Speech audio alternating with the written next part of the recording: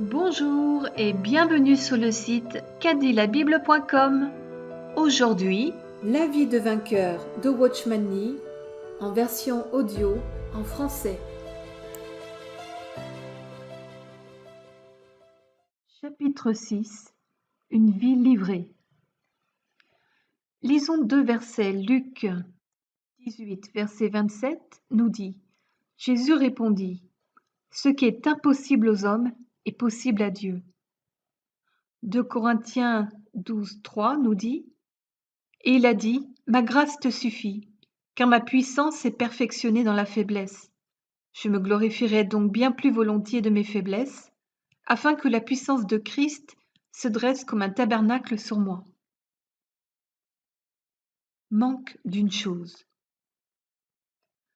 Dans Luc 18, 27, le Seigneur Jésus déclare que les choses qui sont impossibles aux hommes sont possibles à Dieu. Nous connaissons les circonstances dans lesquelles le Seigneur a prononcé ces paroles. Un jeune homme vint au Seigneur et lui demanda: Que dois-je faire pour hériter la vie éternelle? Verset 18. Puisqu'il demandait ce qu'il devait faire, le Seigneur répondit: Tu connais les commandements. Ne commets pas l'adultère, ne tue pas, ne dérobe pas, ne dis pas de faux témoignages, honore ton père et ta mère. Donc verset 20. Le Seigneur mentionne 5 choses. Il dit au jeune chef qu'afin d'hériter la vie éternelle, la vie non créée par Dieu, mais par des œuvres, on devrait se préoccuper de ces choses. Certaines sont des choses que l'on doit faire, d'autres des choses que l'on ne devrait pas faire.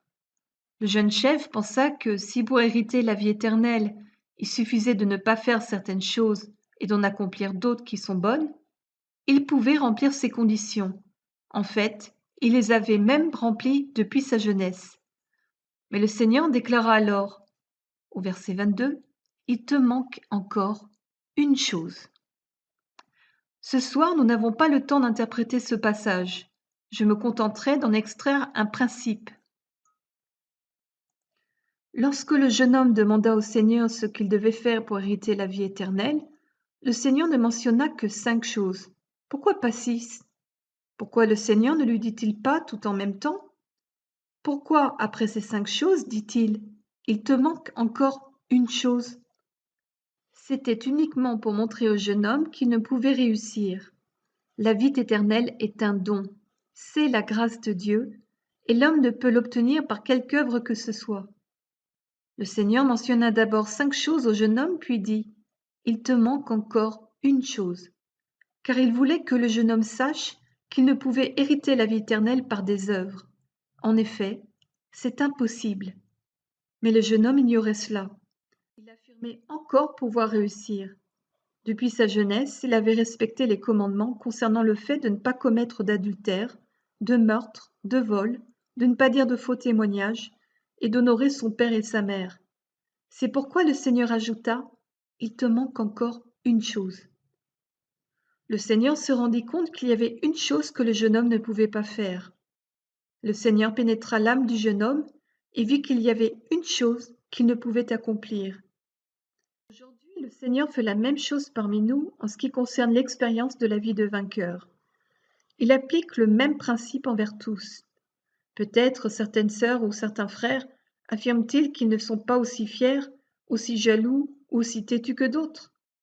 Ils peuvent penser qu'ils sont meilleurs que d'autres dans beaucoup de domaines, mais Dieu sait qu'il existe une chose en chacun de nous que nous ne pouvons vaincre. Dieu permet à cette seule chose de rester en nous afin de nous montrer que c'est impossible aux hommes. Tant que nous n'avons pas commis d'adultère, de meurtre, de vol, dit de faux témoignages, et tant que nous honorons nos parents, nous pensons pouvoir tout faire. Quand on nous demande si nous avons vaincu, nous pouvons dire que nous avons vaincu dans tel ou tel domaine. Nous pouvons penser que tout va bien. Mais aujourd'hui, la question n'est pas de savoir combien de choses nous avons vaincues, mais si oui ou non, il y a une chose que nous n'avons pas vaincue. Dieu permet à une chose de rester en nous afin de nous montrer qu'il y a encore quelque chose que nous ne pouvons faire. Ce dernier samedi soir, nous avons vu que, selon l'estimation de Dieu, nous ne méritons que d'être crucifiés. Dieu se rend pleinement compte que nous ne pouvons vaincre le péché et que nous ne pouvons jamais faire le bien. Mais même si Dieu déclare que nous sommes inutiles, nous pensons encore être quelque peu utiles. Pour Dieu, les choses sont claires, mais nous-mêmes ne sommes pas convaincus. Nous aurons beau dire que nous sommes bons, Dieu dira qu'il nous manque encore une chose. La mauvaise humeur poursuit certains sans cesse. D'autres ne sont ni fiers ni jaloux, mais ils s'entêtent toujours. Il leur manque encore une chose. Il y aura toujours une chose, un péché, que nous n'aurons pas le pouvoir de vaincre. Certains ne sont ni fiers ni jaloux ni têtus et ne perdent pas facilement leur calme, mais ils sont très bavards. Ils ne peuvent vivre sans parler constamment. Ils peuvent se vanter de ne pas avoir commis telle ou telle sorte de péché, mais le Seigneur dira quand même qu'il leur manque une chose. Certains ne peuvent se résoudre à dépenser leur argent, ils ne commettent jamais de péché sérieux, mais l'avarice est leur péché, ils sont entachés par elle. Dieu dit qu'il leur manque encore une chose. Il manque encore une chose car Dieu veut nous prouver que nous ne pouvons réussir. Il se peut que nous voulions vivre une vie parfaite, mais il y a une chose qui témoigne le fait que nous n'avons pas atteint une telle vie. Frères et sœurs, c'est la première qualification. Admettre que nous en avons encore une autre chose. Pour certains, c'est la fierté, pour d'autres, c'est la jalousie, le bavardage ou des pensées impures. Certains peuvent même avoir plus d'une chose.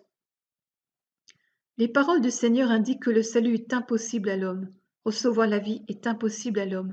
La victoire, c'est impossible à l'homme. Obtenir la vie plus abondante est aussi impossible à l'homme. Cependant, le jeune homme ne croyait pas qu'il était incapable. Il répondit avec audace: « Toutes ces choses, je les ai gardées dès ma jeunesse. » Quelle fierté, quelle confiance émanait de cette réponse. Il pensait tout avoir.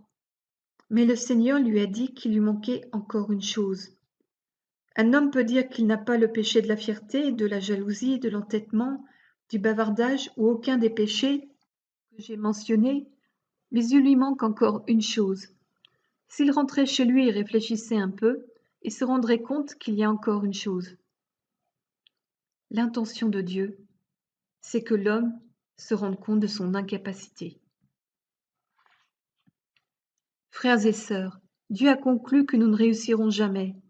Dieu a déterminé que nous ne pouvons réussir. Il a perçu et réalisé notre incapacité. Il nous en a déjà parlé. La question est de savoir comment nous allons réagir. Frères et sœurs, depuis notre conversion, pourquoi Dieu a-t-il permis que nous échouions si fréquemment? Pourquoi avons-nous constamment échoué depuis le jour de notre conversion?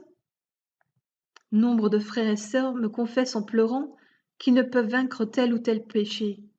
Frères et sœurs, je ne suis pas indifférent à vos frustrations. Je sais qu'un péché vous tourmente, mais je rends grâce au Seigneur que vous ne puissiez réussir. Vous avez abandonné, vous avez reconnu la défaite. Dieu vous a montré que vous ne pouviez réussir. Il n'a pas besoin de vous faire remarquer de nombreux péchés. Il suffit qu'il vous en laisse un, et cela sera assez pour vous montrer que vous ne pouvez réussir. Une sœur a vaincu toutes sortes de péchés, mais elle ne peut vaincre le péché du mensonge. Dès qu'elle ouvre la bouche, elle ment. Dès qu'elle parle, des mensonges s'échappent.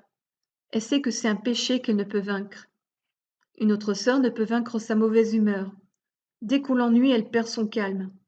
Aussitôt, elle confesse son péché, mais tout de suite après, elle se remet de nouveau en colère. À chaque fois qu'elle perd son calme, elle pense devoir confesser son péché, mais aussitôt après, elle perd de nouveau son calme. Cela est très embarrassant pour elle, mais elle ne peut rien y faire. Elle se met sans cesse en colère. Un frère a vaincu de nombreux péchés. C'est un bon frère, mais il ne peut vaincre sa dépendance de la cigarette. Une sœur peut vaincre toutes sortes de péchés, mais ne peut s'empêcher de grignoter.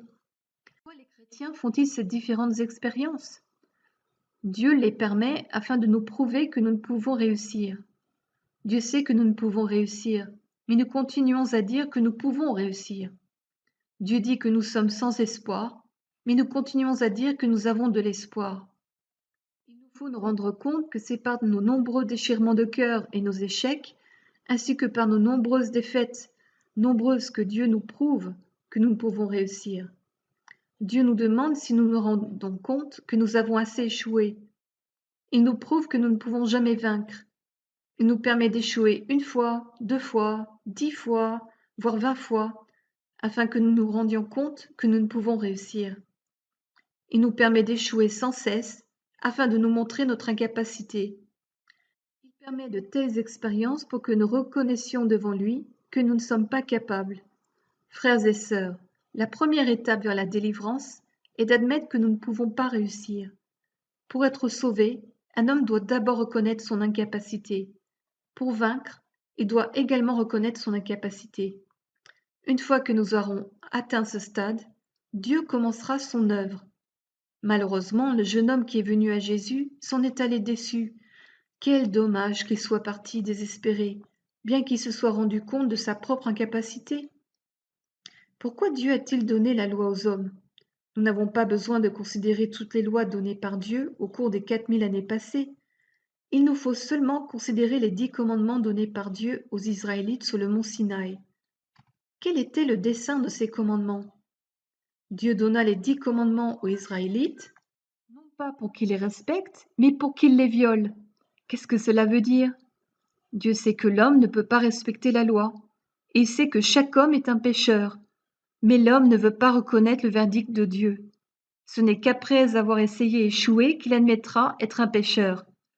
L'Épître aux Romains nous raconte que Dieu donna la loi à l'homme pour que celui-ci la viole, et non pas pour qu'il la respecte. Quand un homme s'aperçoit qu'il ne peut respecter la loi, il se soumet et s'humiliera. Il a passé 4000 ans à aider l'homme à se rendre compte qu'il ne pouvait pas réussir, puis il envoya Christ frayer le chemin afin que l'homme le reçoive et soit sauvé par lui. Au cours de ces 2000 ans passés, de nombreux pécheurs ont été sauvés. Nous étions pécheurs, mais nous avons été sauvés. Logiquement, cela aurait dû nous humilier. Mais je ne sais pas si cela a provoqué une amélioration quelconque de notre tempérament ou notre fierté. Il peut y avoir une prétendue amélioration, mais c'est en fait une sorte de répression. Auparavant, la mauvaise humeur s'exprimait extérieurement. Maintenant, elle est réprimée à l'intérieur.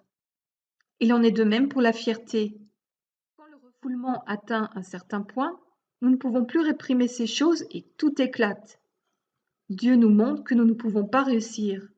Il nous dit que personne ne peut vaincre ou traiter ses péchés. Du moment qu'il existe une chose que l'homme ne peut faire, il s'avère qu'il est impuissant. Frères et sœurs, nous sommes impuissants.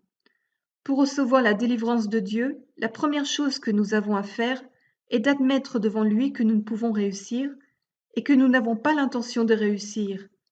Il nous faut lui dire « Dieu, je me livre à toi, j'en ai assez, je suis fini, je ne lutterai plus. » C'est la signification d'une vie livrée. Frères et sœurs, la première condition pour la délivrance, c'est de dire « Je ne peux plus réussir, je ne lutterai plus et je ne me démènerai plus. » J'ai essayé de m'améliorer quelque peu en ce qui concerne ma fierté. Mais, Seigneur, je n'ai plus l'intention de me changer. Dans le passé, j'ai essayé de changer quelque peu mon tempérament. Mais Seigneur, je n'ai plus l'intention de le changer. J'avais pensé corriger ma langue bien affilée, mais maintenant j'ai arrêté d'essayer. Je ne peux rien faire. Je n'essaierai plus de me changer moi-même. J'abandonne. Se livrer, c'est lâcher prise. Frères et sœurs, qu'arrivera-t-il lorsque nous considérons la mort du Seigneur pour nous sur la croix, et que se passe-t-il lorsque nous croyons? Nous arrêtons immédiatement d'essayer de faire le bien. Dès que nous croyons, nous sommes sauvés. De même, quand nous verrons que le Seigneur nous a menés à la croix et nous y a crucifiés, nous cesserons de lutter et n'essayerons plus de devenir meilleurs par nous-mêmes. Une fois que nous aurons cru que le Seigneur vit en nous et vainque pour nous, nous arrêterons notre propre travail et permettrons à Dieu de venir à notre secours. Nous dirons « Seigneur, je ne m'améliorerai jamais et je n'ai pas l'intention de m'améliorer. À partir de maintenant, je ne ferai plus rien, je ne m'occuperai de rien et je ne me soucierai de rien. À partir de maintenant, je vais lâcher prise et les problèmes ne seront plus les miens. » Frères et sœurs, c'est cela se livrer à Dieu, c'est lâcher prise. Certains ont dit qu'il est très difficile de lâcher prise. Quand vient la tentation, il faut qu'ils lui résistent, et lorsque leur colère monte, ils se sentent obligés de lutter contre elle. Quand ils prennent la résolution d'arrêter de faire quelque chose et qu'ils échouent, cela signifie seulement qu'ils prendront une résolution plus ferme la prochaine fois. Cependant, Une résolution de plus équivaut à un échec supplémentaire, et une promesse de plus n'est qu'une promesse non tenue de plus. Plus l'on prend de résolutions, plus l'on échoue. Si la première résolution n'est pas assez ferme, la seconde n'aboutira à rien, même si elle est plus ferme. Romains 7 décrit très bien cela. Car le vouloir est avec moi, mais la capacité de faire le bien ne l'est pas. C'est le verset 18. Aucune des promesses que nous faisons n'est juste, car nous n'avons pas lâché prise. Nous nous occupons encore de nos propres affaires, et nous ne pouvons dire que nous sommes crucifiés avec Christ et que ce n'est plus nous qui vivons. Mourir, c'est lâcher prise, abandonner. C'est ignorer et abandonner tous les efforts que nous faisions pour diriger nos vies. Lorsque nous ne serons plus capables, Dieu deviendra capable. C'est pourquoi la première chose à faire est de lâcher prise. À Tien-Tien, il y avait un frère du nom de Li qui me demanda un jour comment abandonner et lâcher prise. Il disait de ne pas pouvoir le faire. Où était la solution? Je lui demandai ce qu'il faisait dans son entreprise. Il me répondit qu'il était directeur du département textile. Je demandai: si le directeur général de la compagnie te disait que le mois suivant, la compagnie n'aurait plus besoin de toi et que tu étais licencié, que ferais-tu? Il répondit que la seule chose à faire serait de démissionner. Alors je demandai: suppose qu'arrive le mois suivant, que le nouveau directeur prenne ses fonctions et que tu lui transfères tout. Que ferais-tu si un acheteur venait te demander: Monsieur le directeur, quel nouveau genre de tissu avez-vous? Combien coûte-t-il? De combien pensez-vous qu'il augmentera en 2 jours? Le frère répondit: si cela se produisait quelques jours avant l'arrivée du nouveau directeur, je ferais quelques calculs et chercherais à savoir ce que la compagnie a en stock et combien elle devrait en stocker. Mais si j'avais déjà tout transféré au nouveau directeur, je n'aurais plus rien à faire, sinon regarder les autres travailler. C'est cela, lâcher prise et se livrer à Dieu. C'est ce que signifie être crucifié avec Christ. Il nous faut dire au Seigneur: je n'abandonne pas parce que je suis capable, j'abandonne car j'en ai assez. Je ne suis capable de rien faire. Je ne peux plus m'occuper de rien. C'est pourquoi il me faut abandonner. Ma mauvaise humeur est toujours là, ma fierté, mon entêtement et ma jalousie aussi. Je ne peux rien y faire. Je ne peux que tout transférer et démissionner. Je ne peux que dire que tout est désormais entre tes mains. Cependant, quand les acheteurs se présentent, il ne faut pas nous alarmer. De nombreux acheteurs viennent tous les jours pour faire des affaires. Tout ce que nous avons à faire est de tout remettre entre les mains du Seigneur. Nous n'avons à nous soucier ni à nous occuper de rien. C'est ce que signifie vaincre, s'abandonner. La tentation de Satan nous poussait à agir. Savez-vous ce qu'est la tentation? Un frère déclara qu'il était toujours tenté de perdre son calme. Un autre frère dit qu'il était toujours tenté d'être obstiné. Un frère se plaignit qu'il était toujours tenté par des pensées impures. Un autre frère se plaignit qu'il était toujours tenté par sa langue bien affilée. Il semble qu'il existe 1000 tentations différentes pour 1000 personnes différentes. Mais, frères et sœurs, il n'y a en fait qu'une seule tentation dans le monde. Nous pensons que les tentations nous mènent à la colère, à la fierté, à la cupidité ou à l'adultère. Mais avec Satan, il n'y a qu'une tentation, la tentation d'agir. Satan ne nous amène pas à nous mettre en colère ou à être fiers, cupides ou adultères. Il nous tente en nous poussant à l'action. Aussi longtemps que nous agissons, et peu importe de quelle façon, Satan l'emporte sur nous. S'il réussit à nous inciter à agir, nous avons échoué. En ce qui concerne notre vie de prière et notre lecture de la Bible, il a gagné la victoire à la minute même où nous commençons à agir. J'aimerais tellement être ému jusqu'aux larmes en vous partageant cela. Nous ne devrions pas agir. Dès que nous nous mettons à agir, nous sommes vaincus. Nous pouvons lutter avec Satan, nous pouvons nous battre avec lui ou lui résister. Mais à l'instant où nous agissons, Satan a gagné la victoire complète. Il faut nous rendre compte que le secret de notre victoire réside dans le fait que nous sommes en état d'alerte. Il ne réside pas dans le fait de prendre en charge la situation, car si nous le faisons, nous échouerons aussitôt. Frères et sœurs, c'est une chose très surprenante. Dieu veut nous mettre de côté et permettre à son Fils de vaincre pour nous. On lit dans Galates 5, verset 17, Car la chair convoite contre l'esprit et l'esprit contre la chair, car ils s'opposent l'un à l'autre, afin que vous ne fassiez pas ce que vous voudriez. Ce verset ne dit pas que nous nous opposons à nos désirs ou que nos désirs s'opposent à nous. Il dit que la chair a des désirs contraires à l'esprit avec un E majuscule et que l'esprit en a de contraires à la chair. Nous jouons aucun rôle. Ces deux parties s'opposent l'une à l'autre. Qu'est-ce que ça veut dire? Un jour, un frère se lamentait que ses seuls désirs étaient le péché et l'impureté. Il n'y pouvait rien. Mais c'est la chair qui lutte contre l'esprit. Et l'esprit, donc avec un E majuscule, qui s'oppose à la chair. Nous ne jouons aucun rôle dans cette lutte. C'est la manière par laquelle Dieu nous délivre. Si nous pouvons nous retirer et permettre à l'Esprit Saint de lutter contre les désirs de la chair et au désir de la chair de lutter contre le Saint-Esprit, nous ferons l'expérience de la délivrance. Lors de ma conversion, j'entendis l'histoire d'une fillette qui connaissait très bien la signification de la victoire. Pendant la convention de Keswick, un homme demanda à la petite fille comment elle avait la victoire quand le diable venait à elle. Elle répondit: « Dans le passé, si le diable venait frapper à la porte, aussitôt qu'il frappait, je déclarais: n'entre pas, n'entre pas. Mais le résultat était toujours un échec. Maintenant, lorsque le diable frappe à ma porte, je dis: Seigneur, ouvre la porte à ma place. Si le Seigneur ouvre la porte et que le diable voit le Seigneur, il dira: Désolé, je me suis trompé de porte, et s'en ira en courant. Lorsque nous sommes tentés et déclarons: Seigneur, sauve-moi, car la tentation survient encore, le diable entrera avant même que la porte soit ouverte. Il faut que nous permettions au Seigneur de s'occuper entièrement de cette affaire. Plus nous prions, plus nous nous désespérons et plus nous répétons notre prière, plus il est difficile de lâcher prise.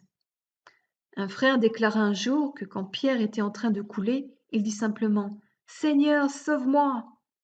Faire une prière courte, c'est lâcher prise. Mais si l'on continue à prier « Seigneur, sauve-moi !» 5 ou 6 fois, on est déjà battu. J'appelle ce genre de prière une prière de bourreau. C'est comme une personne qui tente de se pendre une deuxième et une troisième fois après avoir échoué la première fois. Lorsqu'une personne prie ainsi de façon répétée, cela montre qu'elle n'a pas lâché prise. Elle essaye de saisir la victoire par ses prières. Elle essaye de vaincre par sa propre force. À chaque fois, le résultat est la défaite. Si elle n'avait pas tant prié, elle aurait peut-être encore pu vaincre. Frères et sœurs, je vous en prie de vous rappeler que Satan essaye de nous pousser à agir. Tant que nous agirons, même si c'est par la prière, il pourra faire ce qu'il veut. Supposons que vous mettiez en colère chaque fois que d'autres vous embêtent. Comment réagiriez-vous aujourd'hui? Qu'allez-vous faire lorsque quelqu'un continuera à vous agacer par ses paroles et que vous serez de plus en plus énervé? Seigneur, je ne prends pas cette situation en charge. Ma colère n'est pas mon problème. La victoire est ton affaire. Je ne peux contrôler ma colère, Seigneur. Il faut que tu t'en occupes. Si vous pouvez dire cela, vous êtes bien en train de lâcher prise. Le Seigneur s'en chargera et vous manifesterez sa patience. Vous serez même capable de lui rendre grâce en disant: « Seigneur, je ne prends plus la responsabilité de cela. » Cependant, si vous sentez que vous ne pouvez supporter le tourment et que vous priez: « Seigneur, délivre-moi, car je suis sous le point de perdre mon calme », un quart d'heure sera pour vous comme 15 heures. Extérieurement, vous garderez peut-être votre calme, mais vous bouillonnerez intérieurement. Cela n'est pas la victoire. Satan n'a pas besoin de vous faire perdre votre calme de façon spectaculaire. Tout ce qu'il vous faut faire pour qu'il ait de la victoire, c'est d'agir ne serait-ce qu'un peu. Vaincre, c'est refuser d'agir. Vaincre, c'est ne pas tenir compte de la situation et s'en détourner. Si vous faites ainsi, vous lâchez prise. La victoire n'a rien à voir avec vous. Vous êtes déjà mort. C'est Christ qui vainc pour vous. La victoire, c'est que vous mouriez et que Christ vive. Récemment, à Tchéfou, de nombreux frères et sœurs ont découvert l'expérience de vainqueur. Une sœur avait eu un passé difficile. Son mari était très dur avec elle et sa belle-mère la maltraitait. Elle supportait mais sans vaincre. Après avoir entendu ce que je prêchais sur la vie de vainqueur, elle l'accepta. Mais 2 jours après, elle vint me voir et demanda comment elle pouvait lâcher prise et se mettre entre les mains du Seigneur. J'essayai de le lui expliquer, mais elle ne comprenait pas. Enfin, je demandai au Seigneur de me fournir une illustration adéquate. Je lui dis: Madame une telle, avez-vous jamais pris un pouce-pouce pour aller chez une amie? Elle répondit que oui. Je continuai: Supposons que vous arriviez chez votre amie, et tandis que vous payez l'homme du pouce-pouce, votre ami intervient et essaye de payer pour vous. Vous voulez payer, et votre amie insiste. Puis quand vous lui rendez l'argent, elle essaie de vous le redonner. Avez-vous déjà été confronté à une telle situation? Elle répondit que oui. Je poursuivis: Supposons qu'elle ait réglé de 20 cents et que l'homme ait pris l'argent et soit parti. Puisque vous ne vouliez pas que votre ami paye, vous lui fourrez 20 cents dans la main. Cependant, au moment où vous allez partir, elle vous le rend. Après que ce mouvement de va-et-vient s'est répété plusieurs fois, vous décidez de mettre cet argent par terre et dites au revoir à votre ami. Mais alors vous vous demandez si votre ami va prendre l'argent, ce qui arrivera si elle le laisse et qu'un passant le prend. Vous vous demandez ce qui se passera si le tireur de pouce-pouce le ramasse ou si un petit enfant voit cet argent et le prend. C'est pourquoi vous vous retournez pour voir si votre ami l'a pris. Quand vous voyez qu'elle ne l'a pas ramassé, vous vous retournez encore pour jeter à nouveau un coup d'œil. Mais aussi longtemps que vous ferez cela, votre ami ne prendra pas l'argent. Cependant, si vous aviez mis l'argent sur le sol et dit à votre ami: L'argent est là, prends-le, et que vous soyez parti en courant sans vous retourner, votre ami l'aurait probablement ramassé. Après que je lui ai fait part de cette illustration, elle comprit et entra dans l'expérience de la vie de vainqueur. C'est de cette façon que de nombreuses personnes remettent leurs affaires à Dieu. D'autre part, elles disent qu'elles ont tout remis à Dieu, mais d'autre part, elles ne sont pas tranquilles et elles jettent toujours un coup d'œil en arrière. Si vous voulez prendre les choses en main, Dieu n'interviendra pas. Au contraire, il vous laissera faire. Si vous ne prenez plus les choses en main, il le fera et endossera toutes les responsabilités. Si vous voulez prendre les choses en main, ce sera à vous de réprimer votre colère. Il vous faudra tout ramasser vous-même. Que signifie se livrer à Dieu? Cela signifie laisser l'argent par terre, se détourner et partir. C'est signifier laisser de côté. Peu importe que les enfants, le tireur de pouce-pouce ou un piéton prennent l'argent, vous ne vous en souciez plus et vous n'en prenez plus la responsabilité. Il vous faut simplement dire au Seigneur: Seigneur, je te donne tout. À partir de maintenant, je ne m'occupe plus de savoir si je suis bon ou mauvais. Une fois que vous serez abandonné à Dieu de cette manière, Dieu recevra sûrement ce que vous lui avez confié. Tout ce que nous avons à faire est de remettre au Seigneur ce que nous avons. Il nous faut d'abord lâcher prise avant que Dieu puisse ramasser ce que nous avons lâché. Cependant, nous voulons attendre que Dieu ramasse avant que nous lâchions. Mais Dieu veut que nous lâchions et ensuite il ramasse. J'ai dit au frère dont j'ai fait mention plus tôt que si son patron décidait de le licencier le premier jour du mois suivant et que si une nouvelle personne était embauchée, il devrait tout transférer à ce nouvel employé. Pendant la période intérim, il serait responsable de la moitié d'un travail et le nouvel employé serait responsable de l'autre moitié. Pendant cette période de transition, l'employé transmet une partie de son travail au nouveau. Mais en ce qui concerne Dieu, soit il prend tout, soit il ne prend rien. Il ne prendra jamais une moitié pour nous laisser, si nous le souhaitons, prendre notre moitié. Nous devons déménager le 31, puis Dieu emménagera le premier du mois suivant. Si nous essayons d'abandonner graduellement, Dieu ne prendra pas le relais. Frères et sœurs, l'un de nos plus grands péchés est que nous avons un cœur mauvais et incrédule. Tous les jours, nous essayons de nous contrôler et de nous dominer. C'est nous qui contrôlons et nous dominons. Nous nous demandons ce qui arriverait si nous ne le faisions pas. Quand nous prêchons l'Évangile à un non-croyant, nous lui disons qu'il ne devrait s'inquiéter de rien, car Christ est mort pour lui. Il lui faut simplement croire afin de tout recevoir.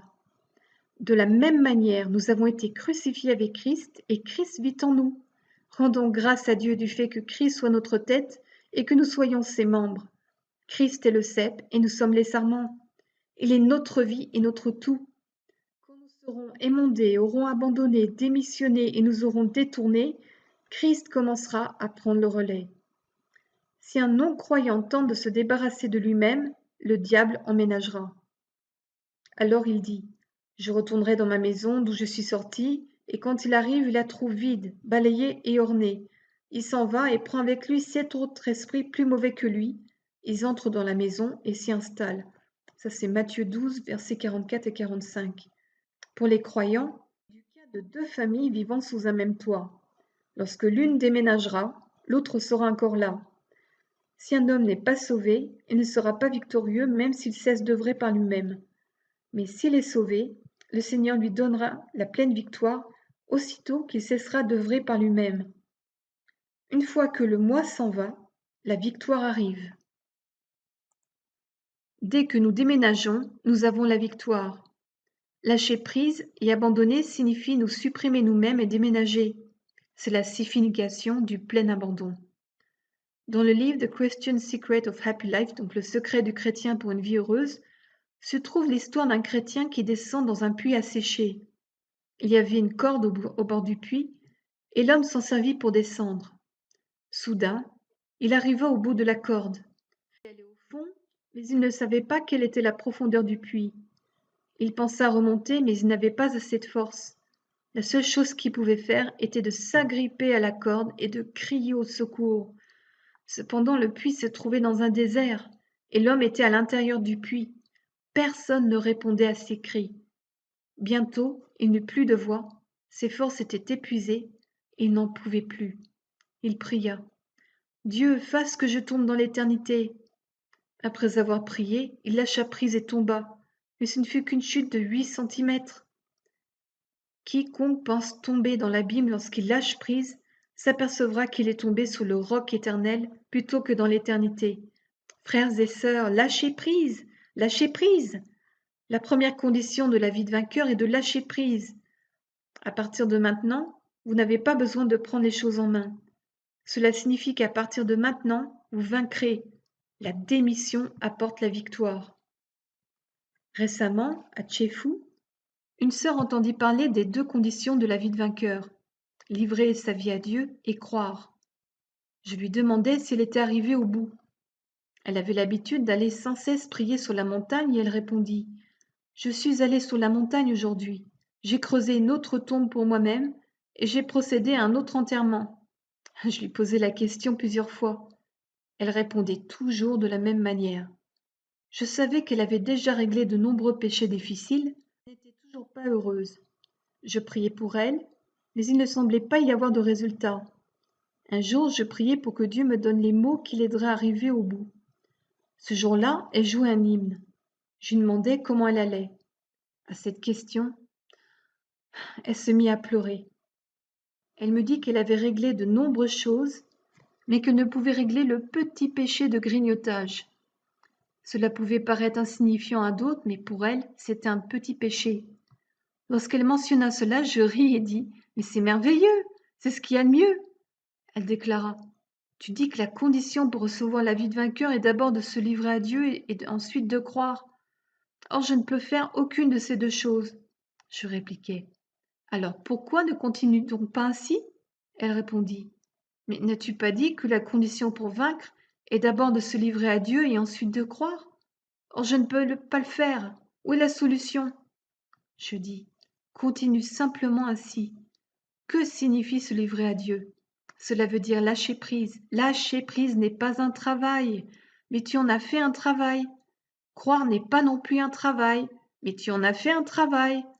Si tu ne peux te livrer à Dieu ou croire, reste tel que tu es. Ce n'est pas la peine de t'améliorer ou de lâcher prise.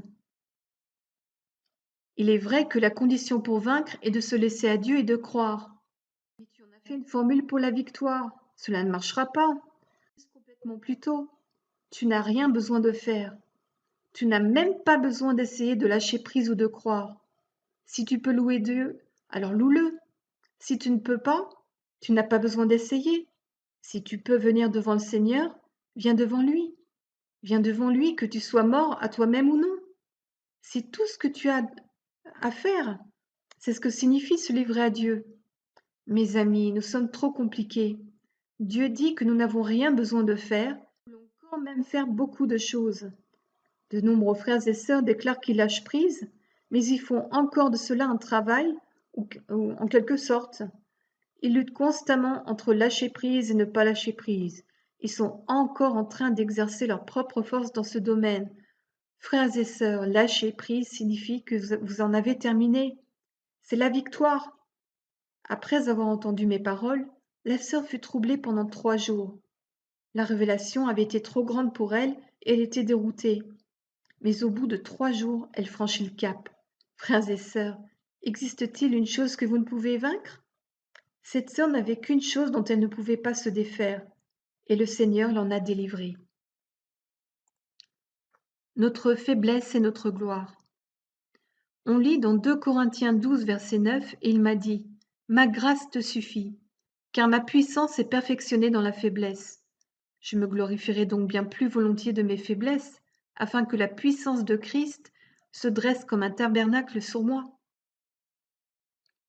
Cela nous montre qu'il ne faudrait pas seulement nous considérer nous-mêmes comme étant faibles, impuissants et incapables, mais qu'il faudrait aussi nous réjouir de notre faiblesse, de notre impuissance et de notre incapacité.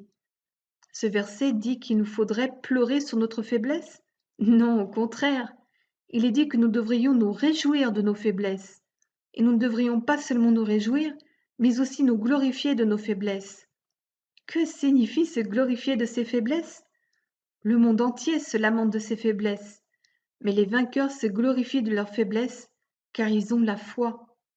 Frères et sœurs, sentez-vous que vous avez des problèmes? Sentez-vous que vous avez des échecs? Il vous faut vous rendre compte que vos problèmes et vos échecs sont pour vous une bénédiction. Ils sont là pour vous aider à vaincre. Un jour, à Tchéfou, je rencontrai un médecin qui était sauvé depuis 3 ou 4 ans. Il avait servi dans l'armée pendant plus de 10 ans et il avait bien l'allure d'un soldat.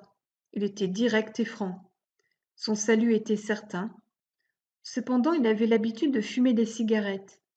Fumer ne lui posait pas de problème majeur quand il était en Mandchourie, mais quand il arriva à Tchéfou, les choses se compliquèrent un peu. Il y avait 70 ou 80 personnes à l'église et Tchéfou était un petit endroit. Le seul lieu où il pouvait fumer était chez lui. Mais même là, il n'osait pas fumer ouvertement, car sa femme était chrétienne.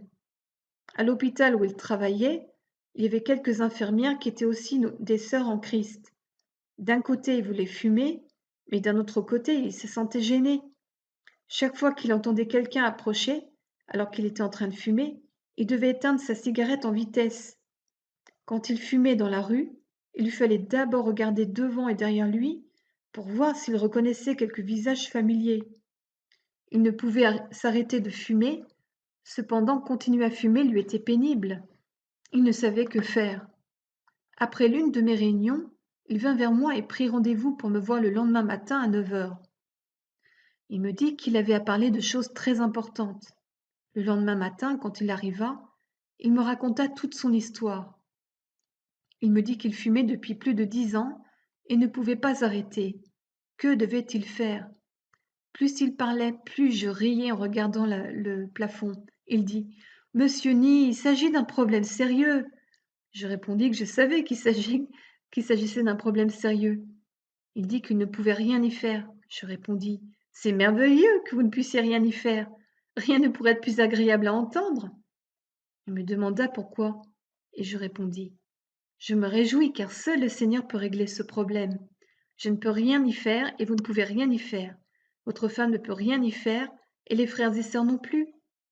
Avec un patient si idéal que vous, le Seigneur Jésus aura encore à faire dans sa clinique. » Il dit qu'il ne s'agissait pas d'une banalité, car depuis plus de 10 ans, il essayait en vain de vaincre ce problème. J'étais d'accord, mais je lui répondis, « C'est difficile pour vous, mais rien n'est difficile pour le Seigneur. Il peut changer la situation d'un seul coup. » Je poursuivis, « Docteur Shi, vous êtes un bon médecin et je suis en bonne santé. C'est pourquoi vous n'avez pas besoin de moi et je n'ai pas besoin de vous. Si vous voulez démontrer vos talents sur moi, il vous faut d'abord que je tombe malade et que ma maladie ne soit pas bénigne mais grave. Plus ma maladie sera grave, plus vous manifesterez votre talent. Aujourd'hui, le Seigneur Jésus est ici. Il peut régler ce que vous, Docteur Shi, ne pouvez régler. » Il me demanda ce que je voulais dire, et je citai 2 Corinthiens 12, 9. « Ma grâce te suffit, ma puissance est perfectionnée dans la faiblesse. Je me glorifierai donc bien plus volontiers de mes faiblesses, afin que la puissance de Christ se dresse comme un tabernacle sur moi. Il était bon qu'il veuille arrêter de fumer, et merveilleux qu'il ne puisse arrêter. Mais il ne comprenait toujours pas les paroles de 2 Corinthiens 12:9. C'était merveilleux qu'il ne puisse arrêter de fumer. Cela n'aurait pas été si merveilleux s'il avait été capable d'arrêter, car 2 Corinthiens dit que la puissance de Christ s'accomplit dans les faiblesses des hommes. Pour vous, c'est mal de fumer, mais pour Dieu, c'est merveilleux que vous ne soyez pas capable d'arrêter. Il était abasourdi, et il me regardait avec de grands yeux. Je lui dis, ne pensez jamais je fume, c'est lamentable, c'est malheureux. Il vous faut dire au Seigneur, je te rends grâce car je fume, je te rends grâce car je ne peux pas arrêter de fumer. Seigneur, je te rends grâce car tu peux me faire arrêter de fumer, et tu peux m'aider à arrêter. Il demanda d'un ton dubitatif, mais Dieu peut-il vraiment faire cela? Je répondis, mais bien sûr qu'il le peut. Puis nous priâmes ensemble. Je priai d'abord en quelques mots, puis ce fut son tour. Il avait la foi, et dans sa façon de prier, on pouvait discerner le soldat. Il s'exprima de manière honnête. Dieu, je te rends grâce car je fume. Seigneur, je te rends grâce car je ne peux m'arrêter de fumer. Seigneur, je te rends grâce car tu peux arrêter de fumer à ma place. Après avoir prié, alors qu'il n'avait pas encore séché ses larmes, il mit son chapeau et s'apprêta à partir. Je lui demandai, Docteur Shi, fumerez-vous encore? Il répondit, moi, Tsai Lin Chi, je ne peux pas arrêter de fumer, mais Dieu le peut à ma place. Je savais que tout irait bien pour lui. Toutefois, dans la soirée, je me fis quelques soucis et demandai aux gens de l'hôpital ce qu'il devenait. Je découvris que tout marchait sans à-coups. Le lendemain matin, je m'informai de nouveau à son sujet, et la réponse fut la même. Tout allait bien pour lui. Cet après-midi-là, quand je le rencontrai, il me dit qu'il discutait avec sa femme. Sa femme se plaignait depuis plus de 10 ans parce qu'il fumait, mais il n'avait jamais été capable d'arrêter. Après avoir parlé avec Dieu, il avait arrêté de fumer en une demi-heure. Il déclara, je n'ai pas fumé hier, je n'ai pas fumé aujourd'hui. Quand je fus sur le point de partir, je demandai de nouveau, pensez-vous que vous, docteur Shi, pouvez arrêter de fumer? Il répondit que non. Je demandai, qu'allez-vous donc faire? Il répondit, le Seigneur arrêtera ma place. Sur ces mots, je partis en paix. Frères et sœurs, ne pensez pas que vous changerez. Dans 5 ans, vous vous mettrez toujours en colère. La victoire dépend de Christ qui vit pour vous. Vous pouvez déclarer, grâce soit rendue au Seigneur, car je ne peux réussir, mais Christ le peut. J'aimerais pouvoir parler de cela au monde entier. Je n'ai pas peur d'un mauvais caractère. Je n'ai pas peur d'un tempérament coléreux. Je n'ai pas peur d'une fierté excessive. J'ai seulement peur de ceux qui ne voient pas leur propre incapacité et qui ne voient pas que Christ est capable. Frères et sœurs, il est bon que vous rendiez grâce à Dieu pour cette victoire, mais il faut aussi lui rendre grâce pour vos faiblesses. Vos faiblesses contribuent d'autant plus à manifester la puissance du Christ. Je rends grâce à Dieu que Watchman Nee soit irrémédiablement corrompu. Je le remercie du fait que la puissance de Christ s'accomplit une fois de plus à travers moi. Je dis au Seigneur que je n'ai en moi ni bonté, ni justice, ni sainteté, ni patience, ni calme. Grâce soit rendue au Seigneur, car je n'ai aucune de ces choses et je n'essaye plus de les obtenir. Ô Seigneur, à partir de maintenant, je te remets tout. À partir de maintenant, c'est ton Fils qui vaincra pour moi. Si vous faites cela, vous vaincrez immédiatement. Vous pourrez vaincre en 1 minute, voire même en 1 seconde. Impossible à l'homme, mais possible à Dieu. Luc 18 nous montre un jeune homme qui ne pouvait réussir, tandis que Luc 19 nous montre Zachée qui réussit. Voici, Seigneur, je donne aux pauvres la moitié de mes biens, et si j'ai pris quelque chose à quelqu'un par une fausse accusation, je lui rends le quadruple. Donc c'est le verset 8.